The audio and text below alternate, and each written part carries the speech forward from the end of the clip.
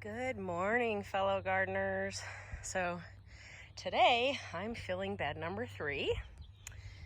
And as you can see, there's now a very real reason for it. I went and bought plants to get into the beds that we get to do together. So we'll film all that. But I mentioned that I would show you kind of what this process looks like filling this bed. And you can see right here, I took out these boards because I'm taking a wheelbarrow and wheeling it in there, but these were, right here. That's not flat, but that's okay. And all I did was remove them. So I'm going to go ahead and go get a little wheelbarrow full of soil, and I'm going to show you how we fill this bad boy up. Now, here's where I have my soil drop off, and you guys can see it's way over there. Woo! So they couldn't get through the fence, but that's okay. I covered what was left of this. This is soil that is from Charlotte, from their, I think it's the recycling center that does it, but they have a program where they offer compost, and I had a friend deliver it for me. So now I get the fun task of filling this up shovelful by shovelful and bringing it over to the garden.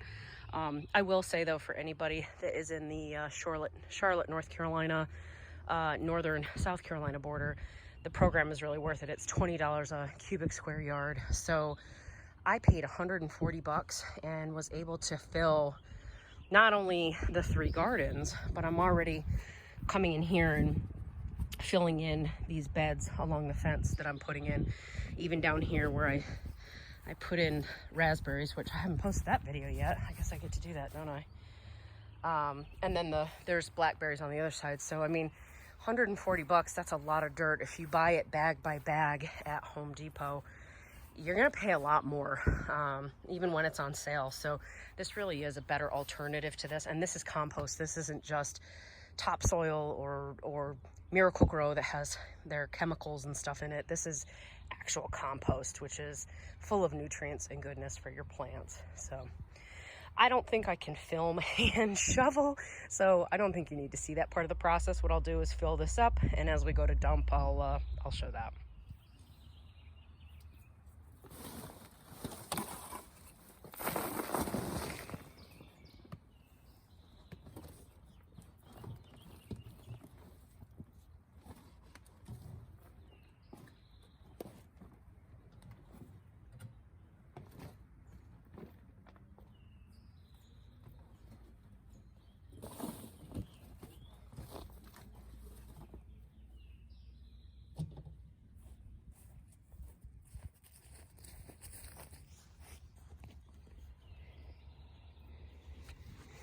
Now, I talked about the cardboard in the last video, and in case you're new to joining me, this is basically a weed cloth. When I moved, I had tons of boxes, and so we're just putting it to work for us. A few pizza boxes in here too. They are moving around a bit. I probably should have used bigger boxes for this, but I was piecing things together. But in case you're looking at this and going, what the hell is she doing? It's just a form of barrier against the grass and weeds so that it kind of kills the grass underneath. But that's what that looks like. So we're going to do that about 8 more times. Getting tired already. That's only 2 loads. So we got a few more to do. So here's the finished product. I have 3 completed beds. Still thinking I need a 4th one right there. Just because this is about the amount that I had at my other house. They were square, but I think it's about the same square footage. So I think 1 more bed might be exactly what we need, but I did want you guys just to see what it looks like once they're complete. So they look good. They're not completely level to the ground, I don't think, but they don't look too bad. I did, dig some of them down. So I think they look good. And I did just find out we may have a frost next week of all weird things. So the stuff I'm debating waiting to plant until next weekend. I think this next frost should be the last one. I thought we were past it, which is why I went and bought stuff. And I think we're still gonna have one more that might sweep through. But I can show you guys what I bought. So our farmer's market in town in Rock Hill had plenty of people selling plants, and so I found some really good deals. They had these 4-packs that they were selling for $2, which was incredibly insane if you ask me. So this is a straight neck squash, so I got 4 squash. Here is Mr. Stripey tomatoes. I've got 4 of those, and boy, those bad boys are looking a little bit yellow. Actually, these all are looking a little bit yellow. Why is that?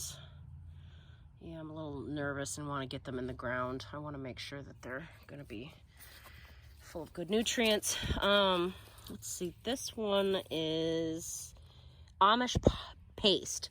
So I have 4 Amish paste. That's going to be like a aroma style tomato, so I have 4 of those. These are cucumbers. One is a pickling cucumber and one is a regular cucumber, which is what I almost always grow. I've got 4 of each of those. This is bee balm, so this won't go in the garden, but I got 2 bee balms. One's here. Those will probably go in my other gardens, and I'm hoping that those will feed the bees and the butterflies.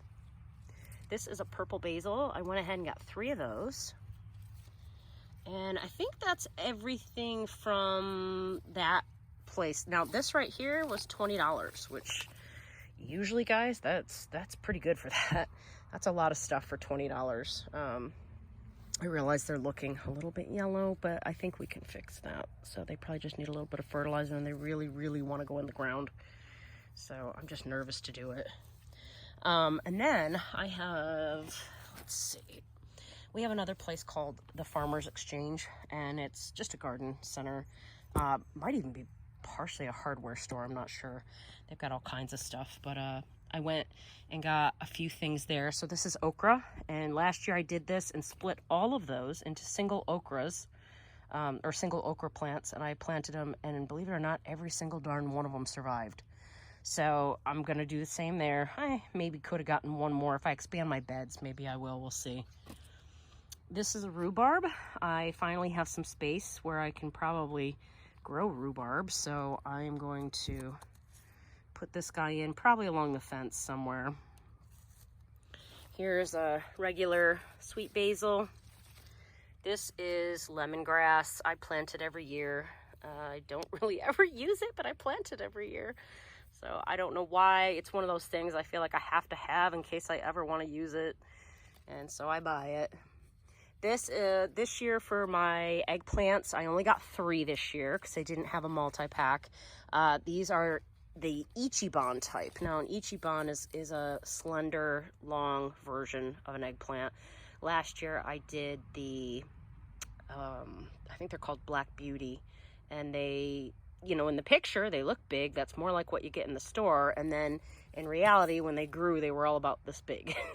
So, not that that's terrible. They were still usable, but I would like something a little more sliceable, so we'll see. We'll see how those do. Then peppers. I've got 3 serrano. Oh, no, there's 6 serranos. I got 6 serrano plants.